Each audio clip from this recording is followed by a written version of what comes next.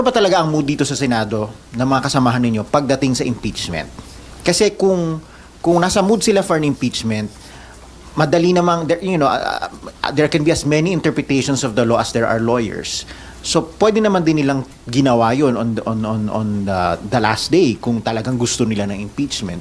So, kilos kami ng mas mabilis sa pinaplanong kilos na June 2 pa. So, nakita nyo yung necessity na i-remind si Senate President Escudero, the mere fact na may statement siya na hindi nga Sir June 2 after SONA pa. Parang June 2 pa mare-refer sa reference of business, parang ganun. So masyado pong matagal yun kasi from February 5, halos 4 na buwan yun. Hindi na yun compliant sa sinabi ng Constitution na kumilos agad. Pero sir, or kilusan agad. aside sa inyo, may petition na sa Korte Suprema, meron ding isinabmit na position paper ang bayan muna, almost the same dun sa stand nyo. Pero according to Senate President Escudero, parang hindi siya magpapapressure, hindi daw mamadaliin dahil mag-iingat sila na tama yung proseso para walang maging bala ang Office of the Vice President na ma-question ang mga magiging hakbangin ng Senate. Hindi, mabuti naman na nag-iingat nga siya. Pero yung interpretation din naman namin is, after studying na rin ito. Pinag-aralan na rin namin ito. Ito nga conclusion namin. So, meron din po tayong matibay na legal basis kung kilusan na ng Senate ang impeachment complaint or ang articles of impeachment. Meron tayong matibay na legal basis. Ang legal basis natin, ang konstitusyon, plus ang Senate rules mismo. Tinignan namin pareho Hindi namin nakuha ang impresyon na kailangan nakasession ang Senado as a legislative body. Pero nakasession ang Senado. So pwedeng magtawag ang Senado ng special session ng Senado. Hindi po ito yung special session na kailangan tawagin ng Presidente kasi pati House of Representatives aabalahin natin. Hindi naman sila kailangan abalahin na Tapos na yung kanilang pag-overtime sa nung kinilusan na nila yung articles of impeachment. Ginampanan na nila yung kanilang tungkulin sa Constitution. Nag-overtime na sila doon. So, ang tinitignan ngayon nila, ang Senado, kayo naman na mag-overtime kasi kayo na yung korte. Ganun po yun. So, pwedeng mag-session ang Senate on its own. On its own, because there is no other way na makakomply tayo sa sinabi ng Constitution na kilusan agad, forthwith. Pero kailangan pa po ba yun na Malacanang magpatawag o initiative na yun mismo ng Senate leadership? Hindi na nga. Kasi kung, Senate leadership initiative kasi na lang. inisip ko na obligasyon ito ng Senado. Tapos sasabihin namin na hindi namin magampanan ang aming obligasyon kasi hawak ng isang tao yung bola. Kailangan siya magtawag ng special session. Hindi. Paano naging obligasyon ng Senado yun na hindi pala namin magampanan ng sarili namin kasi naka-contingent pala siya sa kilos ng isang tao na labas sa Senado, so the President. So, I think that's the wrong interpretation. Dapat kaya kumilos ang Senado para gampanan niya ang kanyang obligasyon. Sa Senado lang, hindi ka kailangang magdepende sa labas ng Senado. So, si SP Cheese ang pwedeng mag-initiate na magkaroon ng special session ng Senate. Correct. Patawagin niya kami. Pero, siyempre gagawin niya ng Senate President kung may clamor din sa mga senador. So, dahan-dahan, si Senator Risa Ontiveros nag-message na sa akin, sang-ayon siya sa aking posisyon. May nag-interview sa akin kanina, binanggit daw na even si majority leader, pero wala akong personal knowledge doon. So dahan-dahan, nagiging 3 na kami. So pagdating na niya sa 10, sa 12, that should be sufficient pressure on the Senate President already. Kaya lang yun ang tanong, sir, dahil marami re-electionists, magkakampanya, busy sa campaign. Do you think dadami yung sasama sa inyo na mananawagan kay SP na magkaroon ng Senate session? Dapat siguro mayroon silang maramdaman na pressure sa taong bayan na ito ang tamang pagbasa sa Constitution. Hindi ito dahil sa gusto mong i-convict o gusto mong i-acquit, immaterial yun. Wag natin ipag-usapan yun. Pero yung tamang pagbasa lamang ng utos ng konstitusyon. Okay, RG, and then Mav, and then Amor. Sir, madalas sabihin, we've been discussing and everybody's been discussing legalities all this time ever since the impeachment first came out and the rules. But there's a tendency to forget that impeachment is essentially a political exercise. So let me ask, ano ba talaga ang mood dito sa Senado ng mga kasamahan ninyo pagdating sa impeachment? Kasi kung nasa mood sila for an impeachment, madali namang there can be as many interpretations of the law as there are lawyers. So pwede naman din nilang ginawa yun on the last day kung talagang gusto nila ng impeachment. So what is the mood? Is there any appetite in the Senate for an impeachment? Ako kasi hindi ako nakatingin sa mood eh. Nakatingin ako sa obligation eh. How you understand the Constitution. And yun ang sinabi ng Constitution. Nagsenador ka pa. Yeah. Ayaw mo palang mag-judge sa impeachment. Yeah, but do you... Kasama na yun sa job description mo. Noong umpisa pa. But Pag-file mo ng certificate of candidacy, dapat alam mo na yun. But that's just you, sir. Yung mga kasamahan mo ba, do they share your view? Hindi ko na yun, that's not my problem anymore. But that is what I believe should be the standard demanded by the people of senators. Ganun yun eh. Ganun yun eh. Tapos actually, although sinasabi natin na impeachment is a political process, pinag-isipan ko na rin actually sa dulo. At the end of the day, when you make your decision, then it is really political. Yes. Pero pagdating sa proceedings, sa forma niya, legal. It's like a court. Yeah, pero ang mga judges mo, puro politiko. Correct. At the end of the hindi day, rin sila lahat abogado. Correct. At the end of the day, you will look at your conscience. Pero yung mga procedure dito dapat sundin. Pag sinabi ng Constitution, forthwith, mag-trial na tayo. Dapat ganun. Sundin. Pero hindi ba, sir, correct me if I'm wrong, there is jurisprudence na kapag the rules of the legislature, the internal rules of the legislature, whether it's the Senate or the House, that's just a guide for you to exercise your powers because your power really is in the plenary and ultimately it's a numbers game. Hindi ba ganun yon? So kung babalik po tayo dun sa kung gusto na nakararami, edi may trial na tayo ngayon.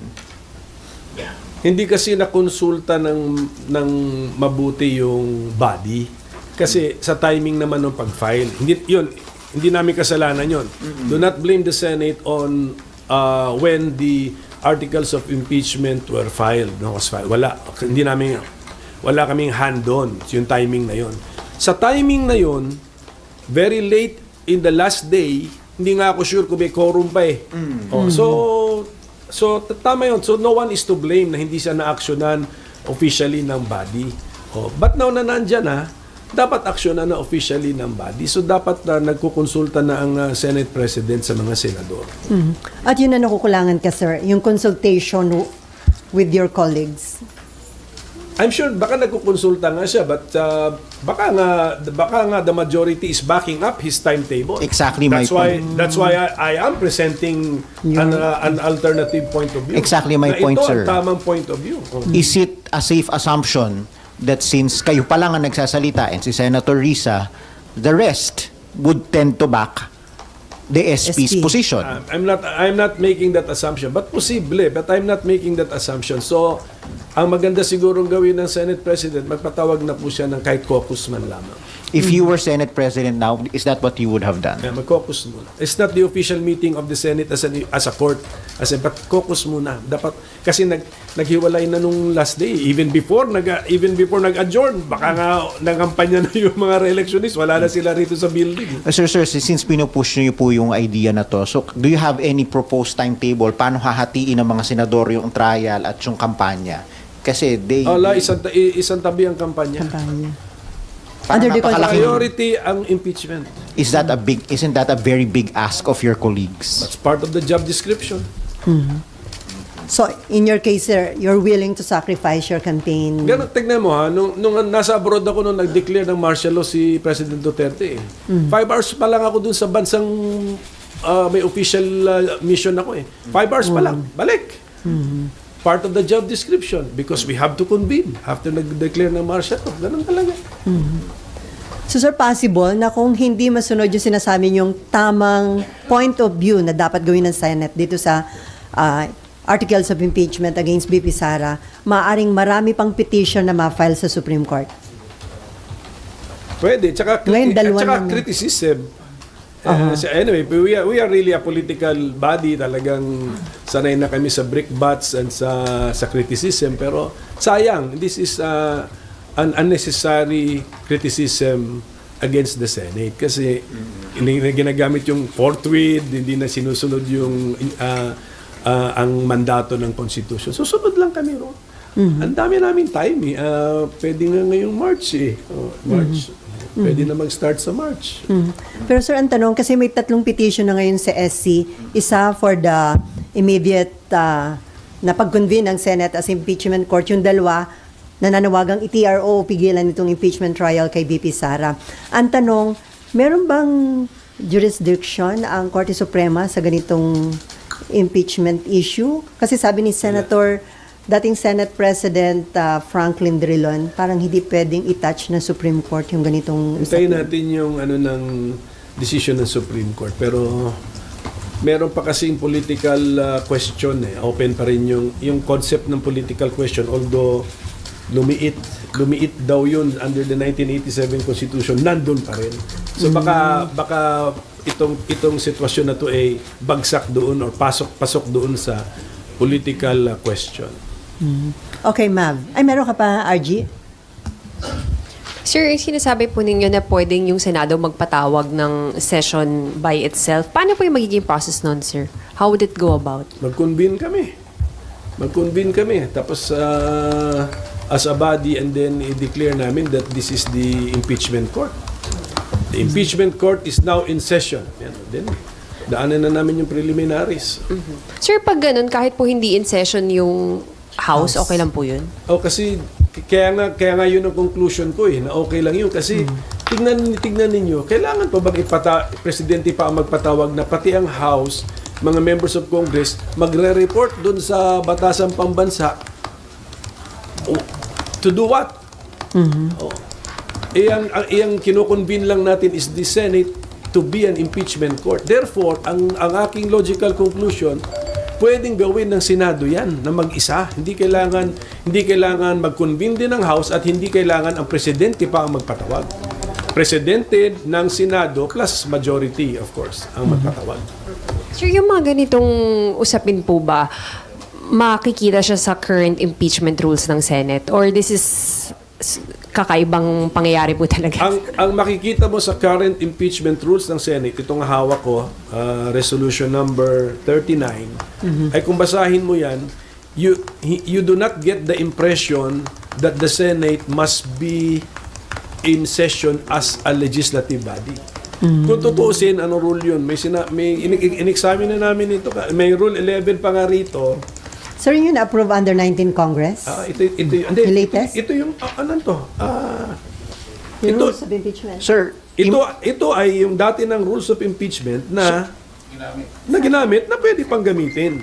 sir, impression, but is it categorically stated Na kailangan naka legislative session or hindi? Hindi nga. Kasi kung categorically So it's just an interpretation, Hindi, sir. kung categorically stated na we must be in session as a legislative body, surrender ako. Hindi nga Hindi Anong nga. nakalagay, sir, specific? Wala, ito nga tignan niyo to, na rule. Yeah, but you can you can also interpret it the other way.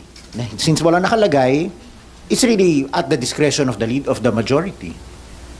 Precisely, but if you look at this constitution, ganun din There is no requirement that you must be in legislative session. So Kaya tatanong, kung ganun ang position ng majority, tinatanong ko sila, saan nyo nakuha yan? Yung impression na yan. But the same question can also be asked of you. Saan yung kinuha yun? Kasi that's also just one interpretation. Precisely, ang kinuha ko yun sa obligasyon namin to the trial should forthwith proceed.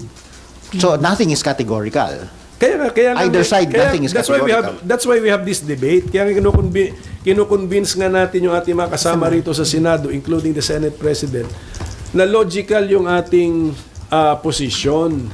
Logical, may legal basis. Tingnan na lang natin itong Rule 10, dito Rule 11, Rule 10. Ano nakalagay, sir? Nakasulat dito at 2 o'clock in the afternoon or at such other hour as the Senate may order, of the day appointed for the trial of an impeachment, the legislative business of the Senate, if there be any, shall be suspended, etc. Kung basahin mo na lang yun pinapakita na kahit merong legislative business, priority si impeachment. Kasi isuspend mo ang legislative business mo Itigil kung mo. meron. So, priority Kung talaga. meron. So, ibig sabihin nun, pwedeng wala. Sa rules nyo yan. Correct. The rules. So, pwedeng wala. And then, kahit nga meron, isuspend mo But, yeah, kaya nga, kung your rules can always be suspended with unanimous consent or majority numbers of the Senate. Right? The rules of the impeachment rules. Yeah. Oh, Or iba any to, rule iba of to, the- iba na to, Or any impeachment internal rule rules. of the Senate. If the majority so decides, you can always suspend it, set it aside, even amend it. Amended, yeah. Pero, as long as hindi pa amended, ano sundin yan namin? yung existing. Yung imagine na, mag-imagine kami na as if amended. Dito muna tayo sa wording of the existing, di ba? Kung how it is written, dito tayo. So all of this taken into consideration, ayaw nila gawin yan ng majority. So ibig sabihin, it stands to reason, ayaw nila ng impeachment. Hindi ko pa masabing ayaw ng majority. Kasi Yeah, but how else do you it's- explain why they do not share your view? Baka yung attention nila nga nasa iba. That's where we're now focusing on this matter. So, and then so that the Senate President can focus every senator's attention on this matter, magpatawag na siya ng caucus. Sir, do you intend to talk to SP about that? Yeah. Kakausapin niyo si SP? Sabi ko sa SP, sulatan ko pa siya. Sulatan niyo ulit? Sulatan ko ulit. Para siguradong in writing. Okay, ma'am. Follow up. Sir, isa lang po. Ng 11. Sige. Yes, Apo. ma'am. Sir, sabi lang po kasi ni SP na baka better na wag muna tayo mag-start kasi ang dami pang question sa SC. Baka mamaya raw po, nagsimula na kayo and then ma-invalidate yung mga gagawin ninyo dahil mag-desisyon on the contrary yung SC sa mga petitions po. Masyado nang maingat yun. That's too cautious an approach. Maganda rin may cautious siya pero not too cautious na pagbasa mo ng Constitution and trial in the Senate shall forthwith proceed. Yan sabi. Yan ang sabi. So, you do not be too cautious na hindi mo sabihin, huwag na ingat tayo rito kasi baka ma-question tayo, huwag muna tayo mag-trial. Huwag muna sa July na natin i-trial. Sirang-sira ang meaning ng forthwith Pero sir, may nangyari na ba in the past na... Meron pa pala itong Rule 11 namin sa existing last sentence ng Rule 11.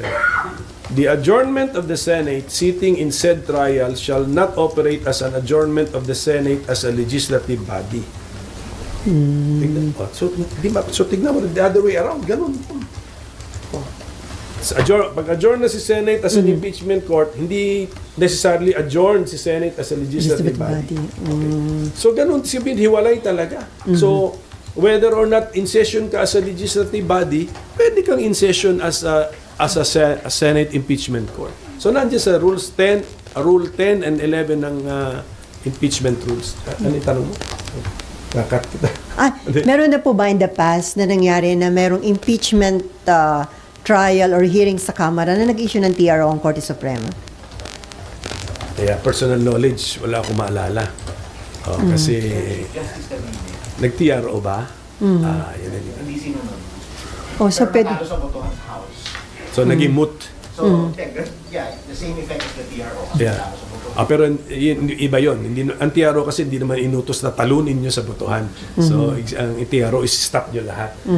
So, that means that that house, sa house yun sa house, no? So, that means that previous house believed that it was, ang position nila, it's a political question to be decided by the political institutions. Kasi sir, yung prayer ng petition ni VP Sara ngayon, mag-issue rin ng TRO para mapigilan yung impeachment trial. So, ano yun? Kung sakali bang pakinggan ng Korte Suprema, pwede rin hindi sundin yun ng Congress, ng Senate, ng House, kagaya ng ginawa ng House? Saka huwag na natin unahan yun para maganda rin ang desisyon ng Supreme Court, hindi nila ina-anticipate ang kilos ng Senado.